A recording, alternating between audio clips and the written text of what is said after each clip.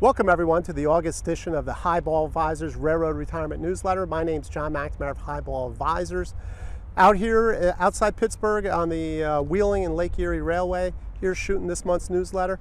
A lot happened there in July, right? I mean, boy, wasn't there a day that the market didn't go up? It's just a slow grind up. That's the way markets are. They always grind up slowly, but when they come down quick. So, you know, it's just a matter of staying in the game, I guess, so to speak.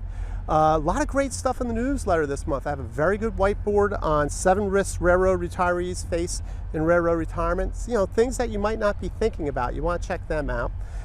Mailbag, what can I expect from railroad retirement after I leave? So some railroaders leave the railroad. Hey, what does my railroad retirement look like versus Social Security? So those are the type of things that you want to be thinking about. Check out that video. And then on the flow chart, really good flow chart this month. What should I be doing with my next dollar? Right? So maybe you have some cash you've been squirreling away. What should I be doing with that? Emergency fund, paying down debt, investing. Go through the flow chart and that will give you some ideas on what to do with that extra cash. And then finally I have an economic chart on history of inflation. I think it goes back to 2000. What's the annual percent that it goes up?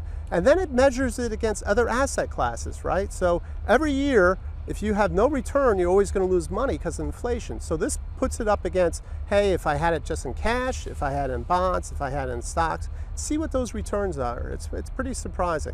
So that's it for this month. You know, let's get through August, may get a little cooler weather. It's getting hot out here. And until next month, everyone, please stay safe, stay on track, and take care. So long, everybody. Bye.